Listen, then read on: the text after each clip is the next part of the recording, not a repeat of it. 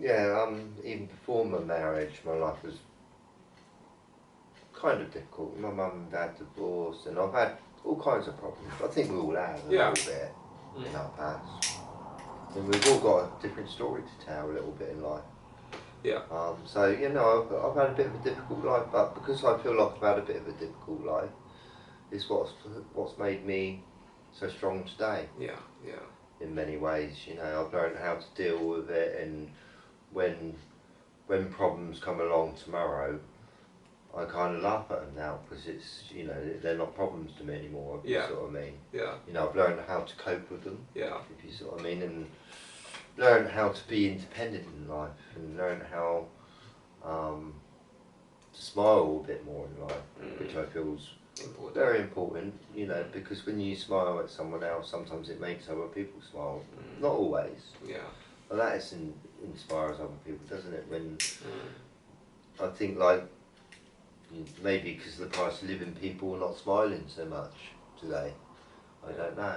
Yeah. And because of the shutdown, they had to put masks over their smile everywhere. Yeah. It's taken the happiness slightly out of the world, I think, maybe. But I think as each year goes on, I think we're gonna get happier. Yeah. I think you've got to be positive about things. You have to be. And some people are very negative. They think things can, you know, they look on the worst side of things all the time, and things are going to, you know, like...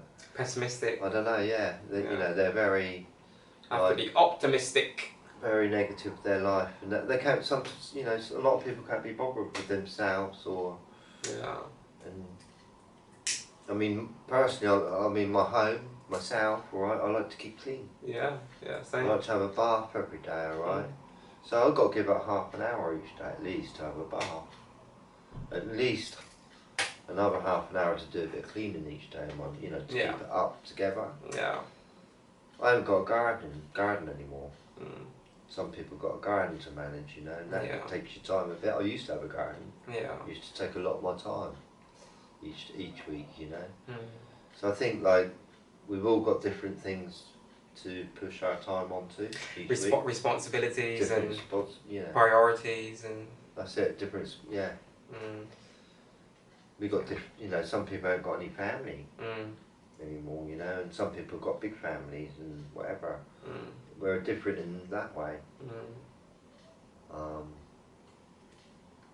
Really, we are one big family. It's true. Yeah. You know, it's like, I think what's divided us a little bit, really, like, I think it was in the 11th century, maybe. They brought the Doomsday Book out, and they went around giving everyone surnames for tax reasons, you see. Yeah. And they said, sort of like, if you married that one and have a daughter, you know, she loses her name. You know, they brought in these rules, and you see, whatever. And that divided us as a family. You know, and I think, like, you know, like, I might have said before, I can't remember, but you, being born here, it took 2 people to get you here. But it took those 2 people, 4 people to get here. And those 4, 8 people. Yeah, of course, yeah. And you're only going back a couple hundred years now, and then 16. Yeah. And 32 people. It'd go like that, and then 64, and then 100. You know, if you go back, it's just double, if you sort of mean, yeah? So we are really one big family. You know, we are quite close than we think. Yeah, it's true. Yeah. If you sort of mean. If you go backwards in times to that, we had, you know, that math equation, what I just did there. Yeah, one big family. It's just the surnames, and I think they just, you know, we've been divided in many ways. Even through child, and, you know, like, when you're a child, you're at school, and then when you're adult, you go to work. Yeah. You know, we're just divided. And like I say, when you go to work, you're not with your children anyway. You're at school. And you don't really see them apart from weekends. So they're kind of your family because they got your, you know, same surname maybe, but you don't really see them much anymore. Yeah. It's quite strange. Yeah. Like you said, they're just different forms of division, you know, that we talk about all the time. We spoke about it numerous times in different episodes. There's lots of different forms of division, but I think as you get older and you start to become more educated and knowledgeable of the world and history and other things that goes on and things that have transpired, you're supposed to understand, you're supposed to be able to read between the lines, let's say, for lack of a better term, or, you know, lack of a better phrase. You're supposed to be able to read between the lines and see what life is all about and what the world is all about, what really goes on in the world, what really happens, you know, how societies really run, who really runs it, you know, what is the objectives of these people, you know, what is the fight, what's the end game, essentially. And when you understand these things, you're supposed to live your life accordingly, if you see what I mean. Not everyone is supposed to be the type of person that has to go out there and share these things with everyone and, you know, just be, you know, on the front line to, you know, educate everyone and push information on everyone, and that's not everyone's job. There are some people out there that are inspired to do that, and they do that. But for some people, it's literally just being mindful and knowledgeable of what the world is and what it's all about, like these things about division and these things, and just saying, you know what, I'm not going to allow these things that have been implemented by these people, whoever they may be, the powers that be, whatever you want to call them. I'm not going to allow these things to dictate my life, to dictate my decisions, to dictate my perspective, my disposition. I'm not going to allow them to dictate the way I live, the way I think, the way I raise my children, the way, you know, I provide and protect for my family, the way that I treat others, you know, all these different things. Like, I would never, like, I love all people. To me, it doesn't matter where you come from, what you look like, what religion you are, what race you are, what language you speak. None of that matters to me whatsoever. Like, to me, that is just null and void. You're a human being, you know, everyone deserves to be treated with love and respect. That's how I feel, you know. You know, I love every love born baby in the world. I feel like we're all stars, and we're all potential to get bright stars, okay? But there's lots of dull stars in the world, yeah? Yeah. And a lot of dull stars that are being held back and by other people, really, you know, blinded, really, sort of held down, because they probably work for these people, if you sort of mean, and they're being dulled down. And then, you know, we've all got potential to get bright, and you've got to believe in yourself for one, haven't you? Very important. I think that's number one. You've got to believe in yourself. That's number one. You've got to aim to get independent in life, that's for sure, where you're not working for anyone. Yeah. Or dependent on anyone in any way. You got to enjoy who you are. Yeah. Every moment, even when you're sick, you got to enjoy who you are and fight through your sicknesses. Yeah. You know, and I've said it a number of times, but it's important to keep yourself strong. Yeah. Yeah, it is. Mentally and physically, and eat the right foods every day. Yeah. And just follow your own laws, you know, like my laws, for instance, is I'm not going to hurt anyone. I'm not going to kill anyone, that's for sure. I don't really like annoying anyone in any way. Like, for instance, sort of like when I'm at work or something, you know, I'm just quite quiet. Some jobs you need a hammer and you're banging, yeah, and you can't help making a noise, but there's other jobs that you can be quiet even when you're doing it, right? Like, I used to do furniture removal, like I said, and I used to be quite careful with people's furniture because it belonged to them, but I never used to make a noise and be noisy about it. But some people haven't got that sense, where they, you know, they don't really sort of like, they don't really care about people around them, or they haven't got no thought about other people or other living things around them. If you see what I mean. Yeah.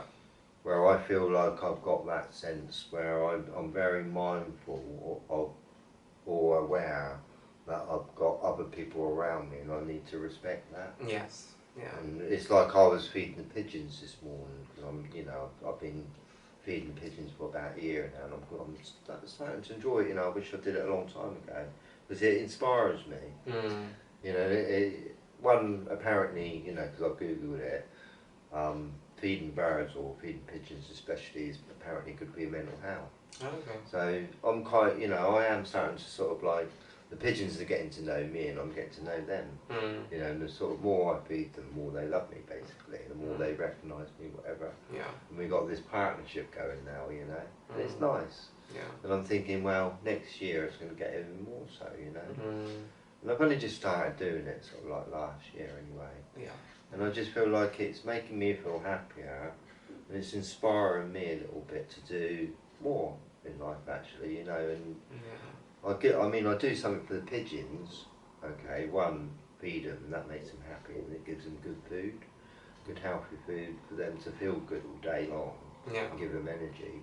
But also when I'm feeding them, some people walk past and they smile and they talk to me, you know, and they're quite happy and they're quite shocked to see pigeons sitting on my lap and all this, you know what I mean? Yeah, responding so well to... But then you get some people that are not happy about it at all, do you know what I mean? You can see it, you know, they're giving me really dirty looks. And I've had a couple of people come up to me and say, you might have feed the pigeons here. I said, well, I am feeding the pigeons here, whatever, you know. It's up to you if you get angry in the day. That's what I say, you know. You know, that's your, you know, I've got angry in my past, you know, and I wish I didn't. I find that it kind of wasted my time or prevented me going further upwards in a kind of way, my anger, you know. It slowed me down. You know, I wish I grew out my anger when I was only 10, if you see what I mean. I would have had a much better life. Yeah.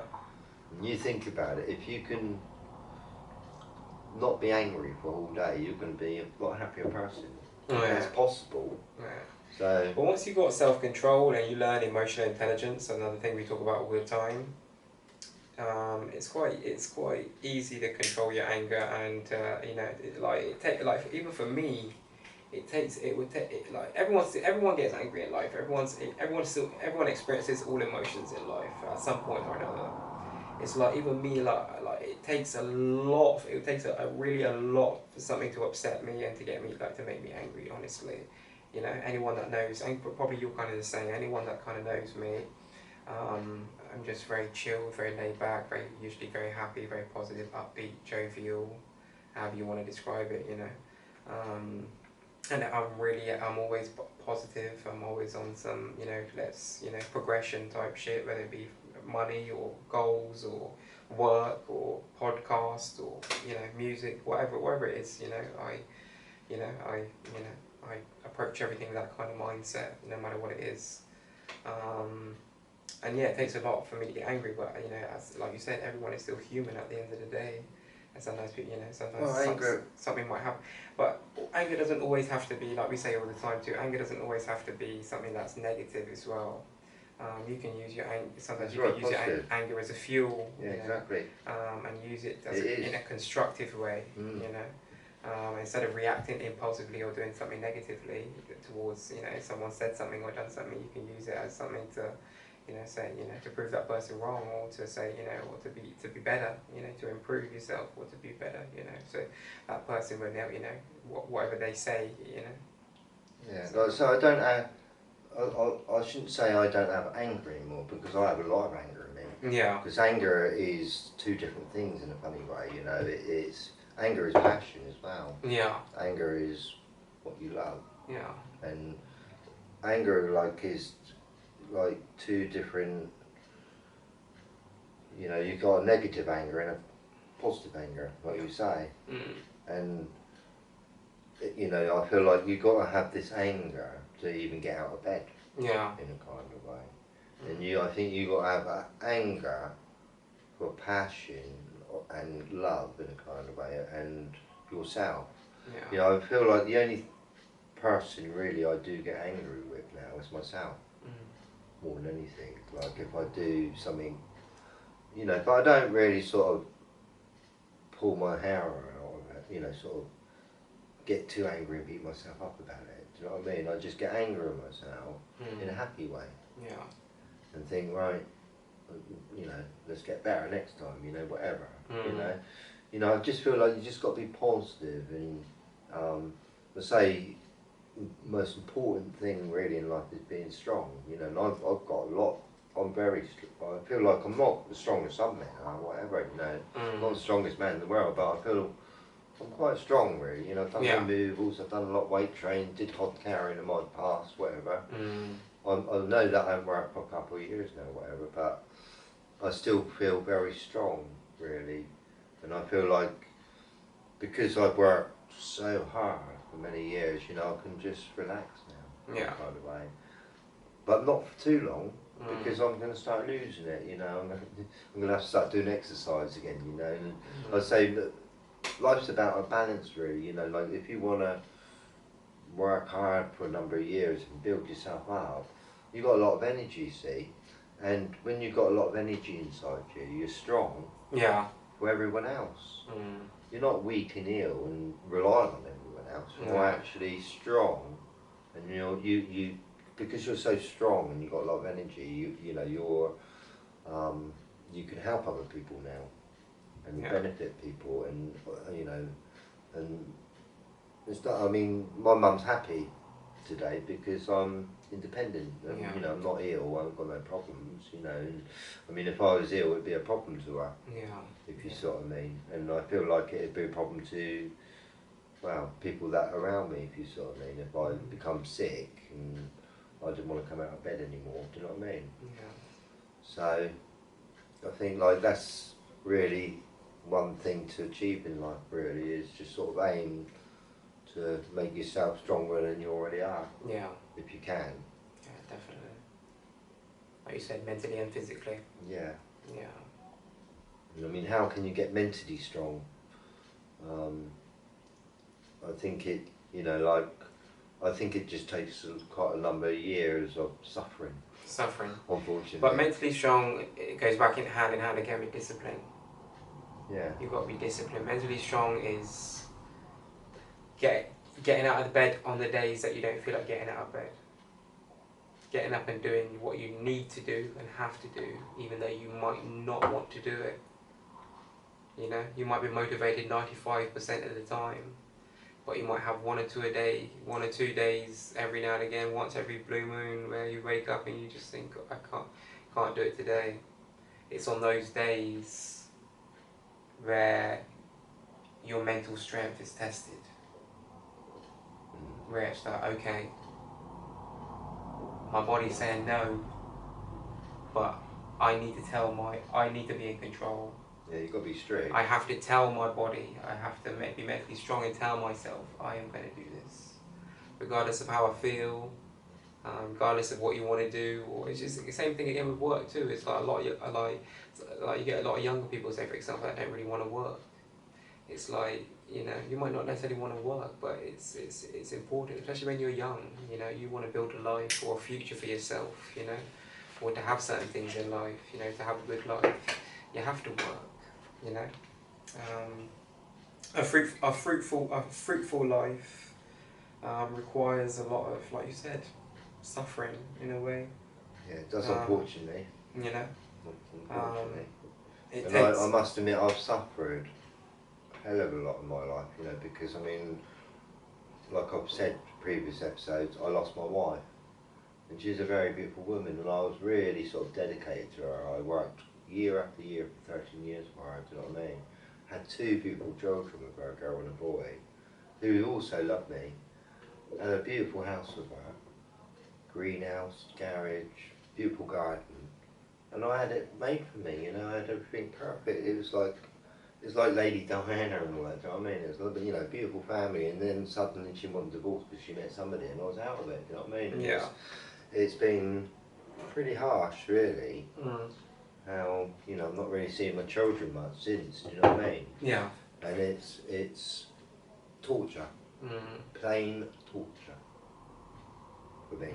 You know, I can't explain it. It's been a very complicated situation right now. You know, being police involved and whatever, and it's just been a bit of a nightmare. You know, and I don't know. You know, it takes a nightmare for you to go through many nightmares in life, I think, to see heaven. Yeah. You know, I've been through so much hell. I feel like I'm living in heaven now. Do you know what I mean? Because it's kind of like over all that. You know, I'm not. you know, I haven't got a wife around me anymore, you know, and I haven't got any of these court cases I had to go to or anything, you know, it's all over. Yeah. The children are older now. Yeah. I just feel more at peace Yeah. than ever. I've been through hell. Yeah. In not just that, other matters as well, whatever. It's just been a bit of a headache. Yeah. And all I, excuse me, all I was a little boy that loved birds and insects, you know, and I'm quite a pleasant person, really, you know, and I cared about other people all my life, you know what I mean? I just, yeah, and I just feel like I'm doing what I could in the right ways.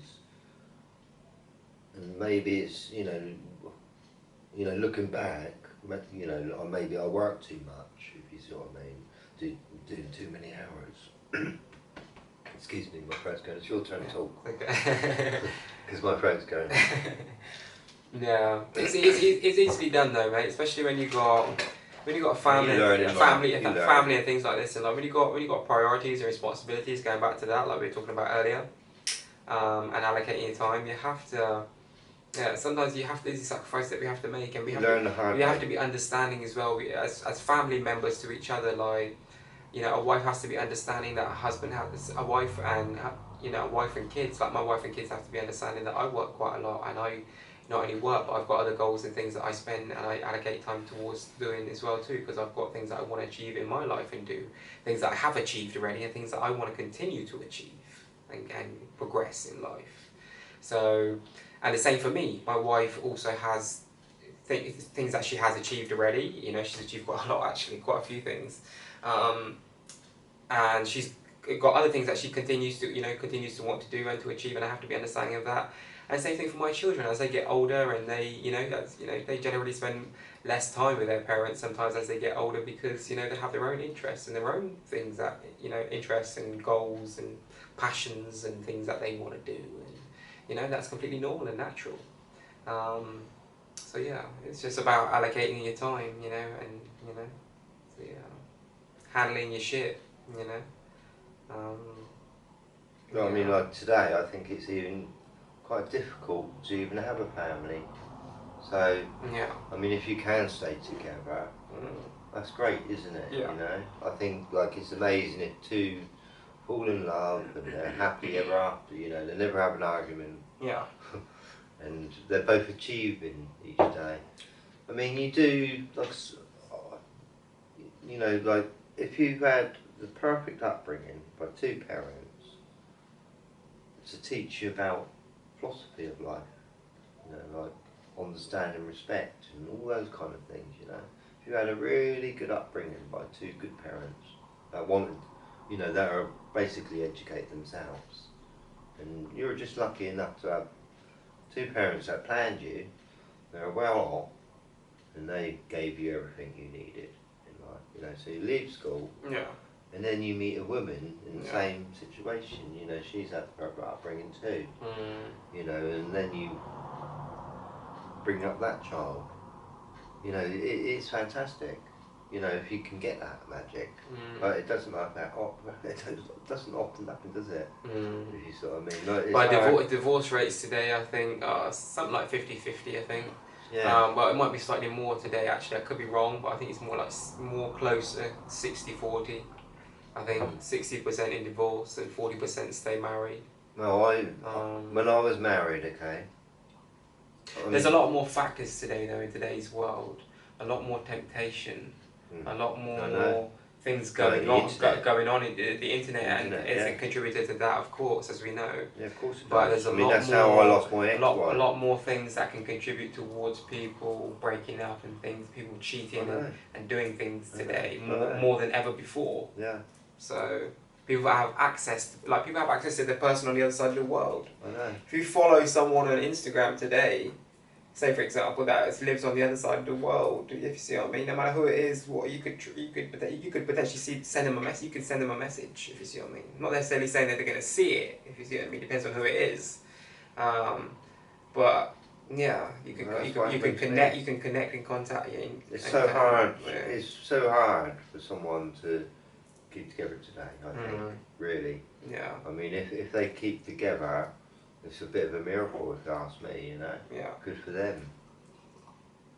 but I think it's getting really impossible for people to stay together or whatever. Also, I think too as well, because of the age that we live in with the internet and everything else, like you were saying just now, people's attention spans are very short today. People are always on to the next thing like that. Yeah. Then and again, probably the internet and social media and all those things have contributed towards that. If you see what I mean, people's very short attention span. So it's especially with the whole scrolling thing. Let's say, for example, people might watch a video for 2 seconds. I don't like that. Next, don't like that. Next, no, don't like that. Next, like it's same thing. People sometimes people lose their attention span in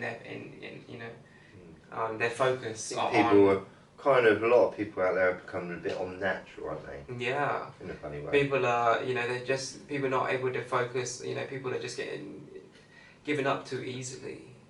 Sometimes good thing. Especially if you've got a good, especially for me, I can only speak from my perspective. Everyone's got a different life and different experience and whatever else. But for me, with my wife, let's say for example, I would always fight for my wife. God for me and my wife have been married for 10 years now, been together for 12 years.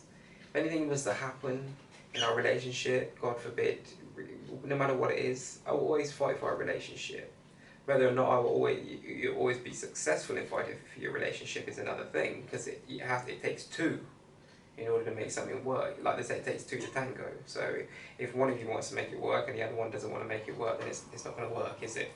No.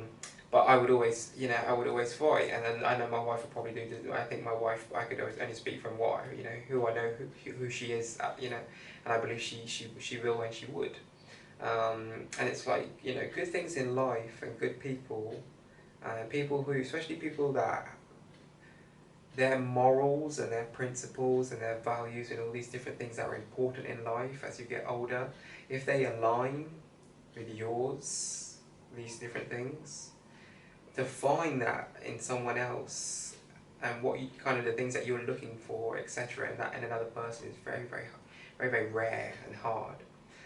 So sometimes in life it's also about cherishing what you do have in life. Sometimes people easily focus on on the cons of the person, or something that the person might, a characteristic that the person might not have that they want them to have, but not focus on all the good, if you see what I mean. No one's perfect. Everyone's got pros and cons, and it's just whether or not you can, if the pros outweigh the cons, and if the cons that person has, whether or not you can put up with them and live with them.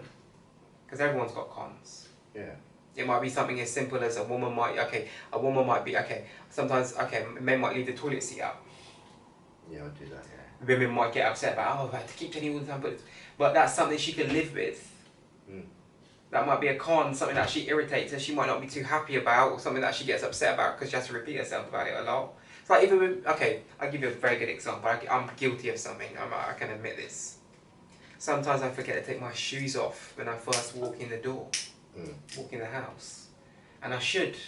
My slippers are right by the front door, I should take my shoes off, put my slippers on and continue walking throughout the house, because my slippers are inside the house, keep the carpet and everything else clean and stuff, even though I always do wipe my feet before I go in on the carpet outside, on the mat outside, I always forget. Sometimes I forget to take them off, and that's something that irritates my wife tremendously, and she has told me time and time and time again, relentlessly over the years, to please not do this, and I try to make a concerted effort not to do it, but sometimes I forget, I must admit, and I still do it, but she can live with it.